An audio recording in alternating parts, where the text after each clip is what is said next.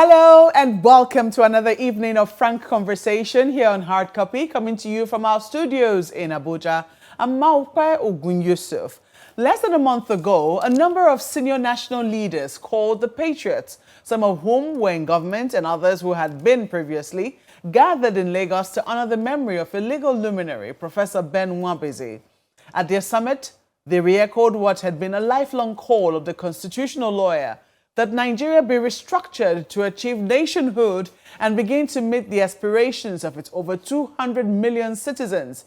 This call is nothing new and seems to tide and ebb as the seasons do. As a matter of fact, a decade ago, Nigeria's then president, Dr. Goodluck Jonathan, hosted a national conference here in Abuja to forge a consensus on the way forward. But since then, there's been very little political will to implement the report from that conference. On Hard Copy tonight, I speak with a seasoned veteran environmentalist and activist, Annkio Briggs, who was a part of that confab, on why it's been difficult to move forward since that report. Madam Briggs has now earned her place as an elder stateswoman, not only in her native River State, but I dare say Nigeria too. Madam Annkio Briggs, it's good to see you and welcome to Hard Copy. Thank you very much for having me. And it is actually very good to see you, Mope, after such a long time. From Lagos to Abuja. You're now in Abuja. I've not had a conversation with you since then, but hopefully we'll move forward. Hopefully this will be the start of many more conversations. But it's now been 10 years since that famous 2014 national conference, and you were one of the loud voices. I remember that we had a series of conversations with you in 2013 when you were calling for equal representation, and you were eventually a delegate to that particular conference. Are you disappointed that a decade after, there's been very little move on any part of any government to take a holistic look at that report again? Sadly so, yes. But this is not the first gathering of Nigerians, great Nigerians, of which in 2014 I was humbled to have been nominated by Goodluck Jonathan on his own list as the president, along with so many other, about 100 other persons that was on his list. Now, like I said, this is not the only time Nigerians have gathered. And so when Nigerians gather like this, as in 2014, as in the past, and nothing comes out of it, it becomes like, well, it's not a surprise. What did we really expect that something would be done about it? Where do we start? Where do we stop? You know, there have been so many of these gatherings, and we keep literally repeating the same thing. So the fact that Nigerians gather and really don't move too much away from what the requests have been, even before independence of Nigeria, what Nigerians in general and collectively by ethnicity, by regionalism have requested for, boils down to justice, it boils down to equity and accountability on the part of the people who put themselves forward as politicians to represent us and have failed woefully at every stage of representation, no matter the style of governance that we choose at that particular time or don't choose if it is a military era, and even sometimes don't choose when the elections are manipulated by the people and the system that is supposed to actually do what the people want. So one, I'm not surprised that nothing has come out of the 2014 confab, and that nothing came out of previous and very similar gatherings of Nigerians. Well, there are those who say that it might be very difficult for the country to handle such a holistic look. We know that almost every assembly, say that they're looking at our constitution every now and again, to do what they call a constitution amendment, and that there have been attempts to incorporate some of these some of the fundamentals in the requests for in the request for restructuring into the Constitution Amendment, and that, that's still some progress, that the Constitution Amendment are taking into cognizance these requests that are coming in the agitations for restructuring. Are you satisfied with the pace at which we're going? No, I am not satisfied at the pace at which we are going. And it is not because it is that difficult or that it is even impossible to achieve the changes that is right for Nigeria and Nigerians, either by ethnicity, by state, by region, because we are 36 states. You cannot be from 2 states, even if your parents are from 2 different states. You're either from one state or the other. So if we're not really sincere, which I don't think, Nigerians have actually reached that level of sincerity with themselves and with our demands as the people that we are. If we're not sincere, then we cannot achieve any of these things that we are calling for. How is it so difficult to make the changes that we're asking for? Why can we not even have a brand new constitution? What really is wrong with a new constitution? Because we are functioning with a constitution that was presented to the people of Nigeria as a document that was put together by the people. Well, there you are, right there is the big lie and the first lie in that constitution of 1999. We did not, it's not our constitution.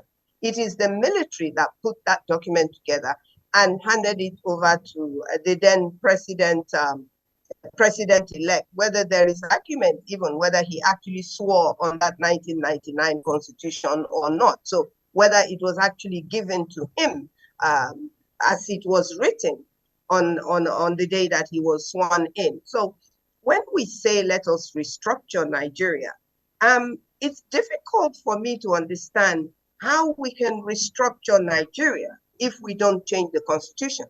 Because the problem, the obstacles we face, and in past conversations with you, I think that word, obstacle, is a key word for me, because that's the truth of it in our discussions generally about Nigeria.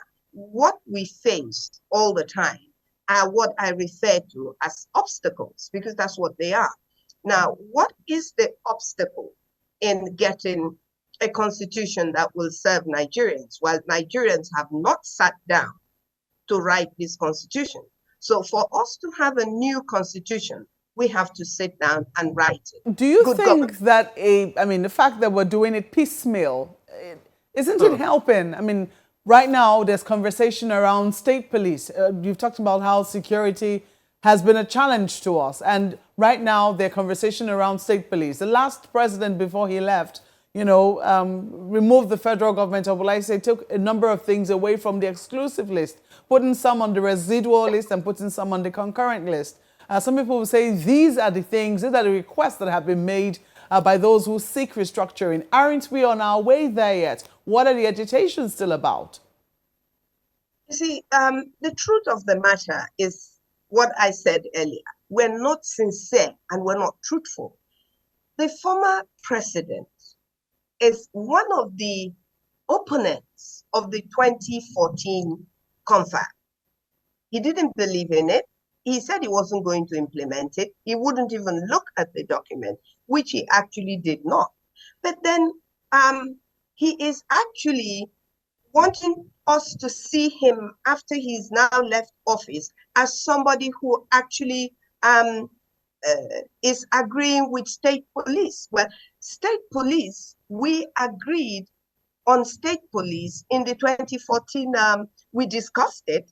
We joined the Southwest rather, in agreeing that we should have state police in Nigeria, because look, you can't bring a DPO to my community who is not from my community, who doesn't know anybody from my community.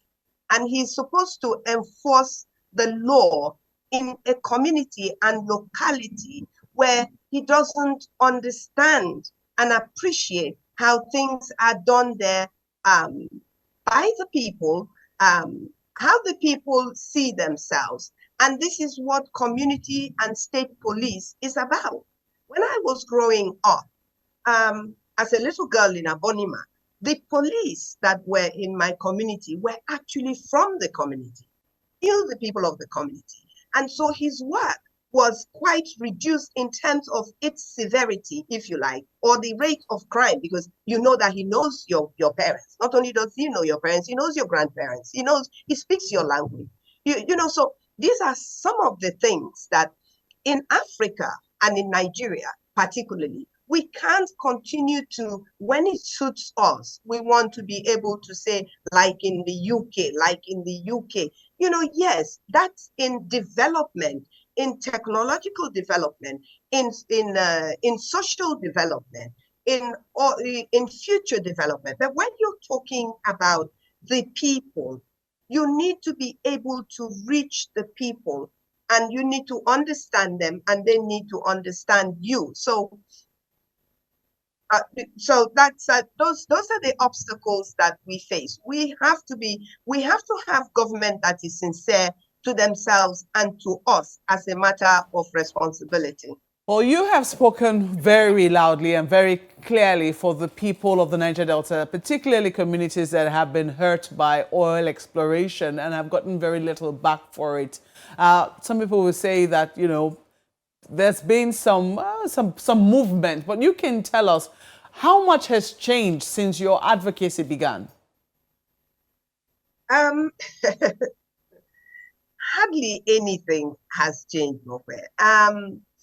I say that because the level of devastation is even worse now than it was 10 years ago, 20 years ago, 30 years ago, when people like Oronto Douglas, Nimo Bassi, at the beginning, even Ken Sarawiwa time, even Adakaboro's time, when the environment, we began to notice the destruction of the environment.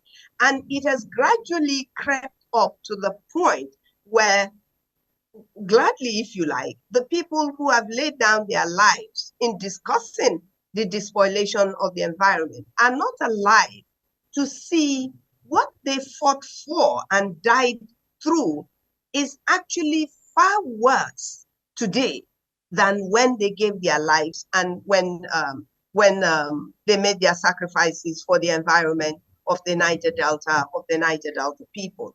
In my opinion, and this is a very sincere opinion, it is worse than we could have ever imagined it when I joined the fight. Let's put it like that. It's far worse than when I started in the environmental field. And it is sad that we have now reached the level where almost anywhere you can look at in the Niger Delta is destroyed. Our livelihood is gone. Our waters, everything that God blessed us with is destroyed. The air we breathe, the food we eat, everything is destroyed. And yet there are people, including people from my region, I might add, that are benefiting immensely from the wealth that comes from this area, while the people who have paid this huge price have got nothing whatsoever to show for it. I'm not talking about NDDC. I'm not talking about Ministry of Niger Delta. What will I mention and what will I leave out? Is it this raging coastal road we're talking about? Is it the east-west road? So there is just, it's painful, Mobe. What do you think needs to be done to change the tide? The only thing that needs to be done to change the tide, I mean, like right now, we're going through a heat wave. The other day, my relatives from the United Kingdom on my mother's side were calling me and saying, "Oh, we hear that you people are going through a heat wave. Are you indoors? Are you this? Are you that?" And I was just kind of like laughing and saying, "It's worse indoors. I don't know if it's not better to be outside." So this is all part of global warming. A global warming, we cannot run away from the fact that the destruction of the environment all over the Niger Delta has played a lot of part in contributing to global warming, but we are not the beneficiaries at all whatsoever. So the thing that has to be done is the Western countries have to be very sincere in what they want to salvage and what they don't want to salvage. They are also suffering as much as we are suffering, because the environment of any place is the life of the place. And when the environment is destroyed or is being destroyed, all of us are going to suffer. While I was introducing this program, I introduced you as an elder stateswoman. You've earned your seat amongst the elders, rightfully so. And there's so much going on in River State, where you're from. You just talked about being resident in Port Harcourt. The politics of the state has been a bit contentious in recent time, with the current governor and the former governor, in place. And we've seen that Rivers elders have tried to intervene in the matter, but sometimes it doesn't appear that they've intervened neutrally. It appears that they've taken sides. And just yesterday, we heard Dr. Peter Odili, who was a former governor of the state, telling the current governor that he is the political leader of the state. Some people will say that is not how to make peace. Why does it appear that Niger Delta, especially Rivers elders, seem to be intervening on one side against the other? That's politics. That is the unfortunate politics that I came to see in 1998, leading up to when Obasanjo became a candidate in the PDP party. It's not strange, because I actually am aware of it, because I actually was on ground from 1998 when Abacha died, and everything changed and civilians came up and all of that. That's something for a different time. But sticking with River State, as of today in River State, I have nothing to learn from politicians per se, because I have been through the stages of politics in River State.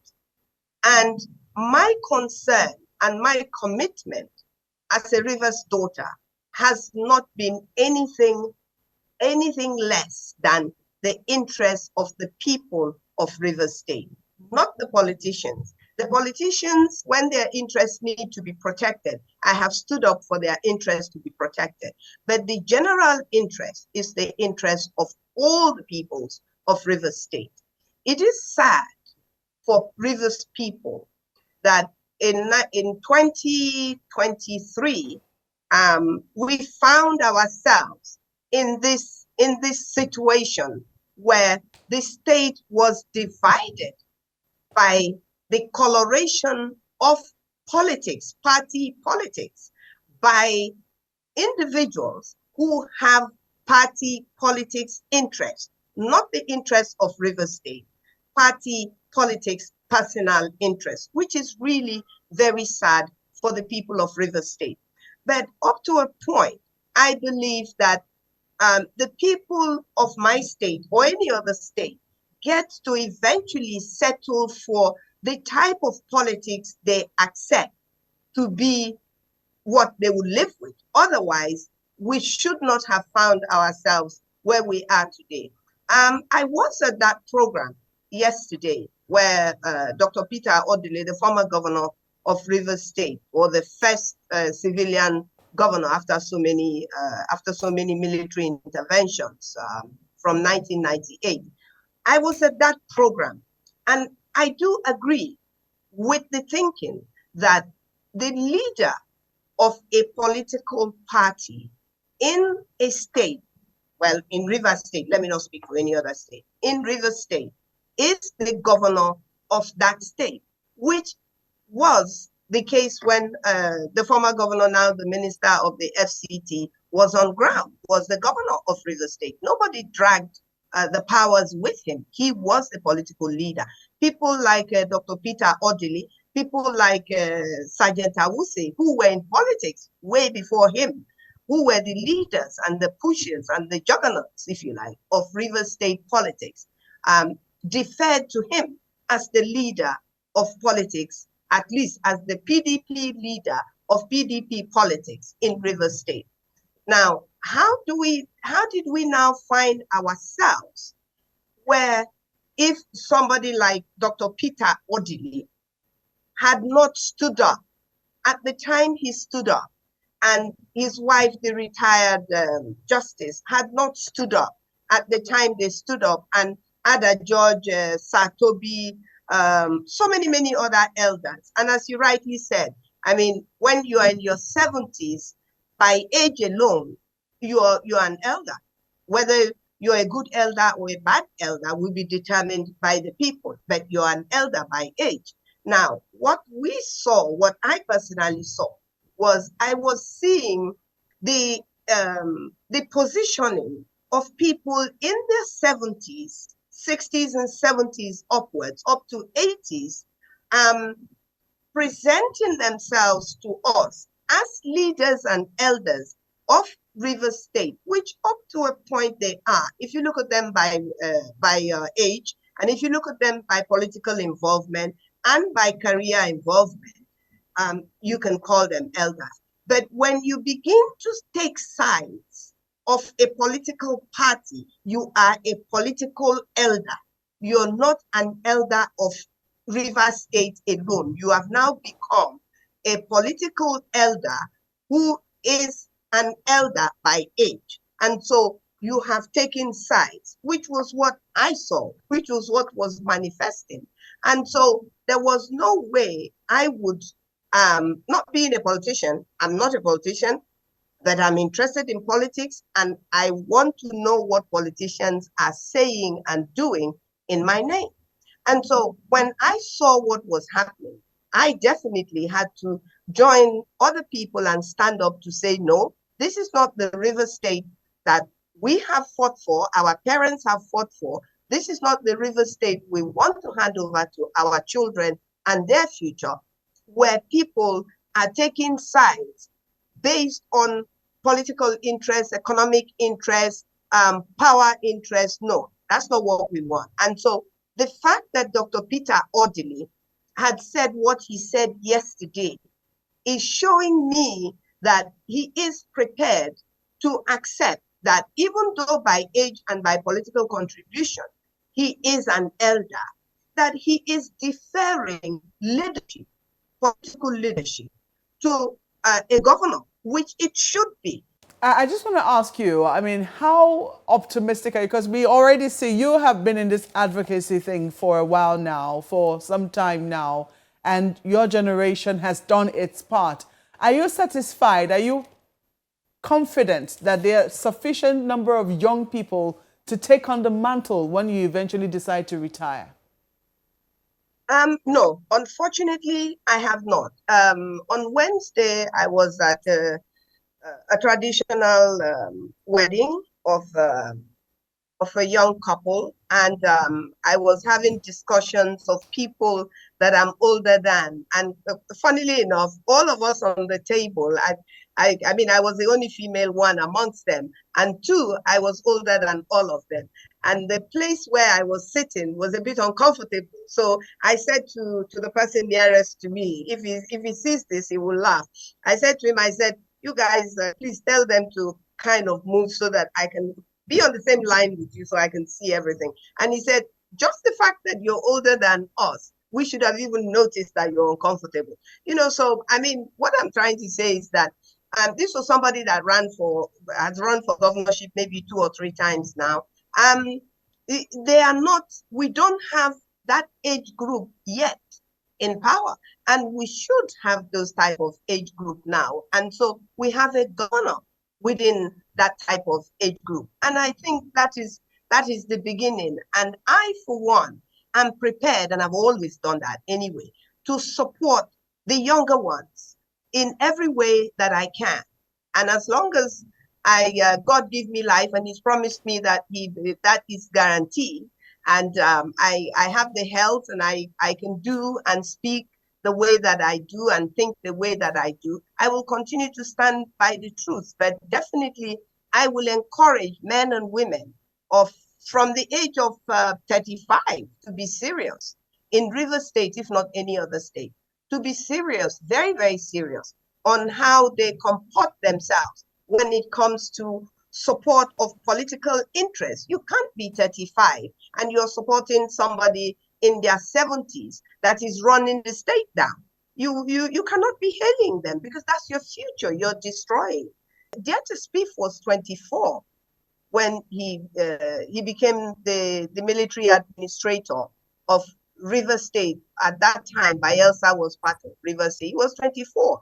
He was single. He was a tennis playing bachelor when he became. I'm not saying that that it should be like that, but I'm just saying just to show you that he had the capacity at 24 to be picked as someone from River State to be the then military administrator of River State. And I believe that we have 25 to 30-year-olds that can actually do that. Nigerians within that age group are doing marvelous things, wonderful things outside of Nigeria. And that's because of the opportunities that they get outside of Nigeria, which is not given to them in Nigeria.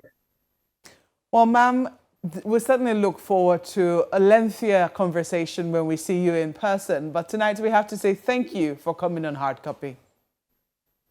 Thank you very much for inviting me, Mofe, and have a wonderful weekend. Well, that's the program tonight, but we always want to hear from you. So please use the handles showing on your screen. Thank you for watching. I'm Maope Yusuf.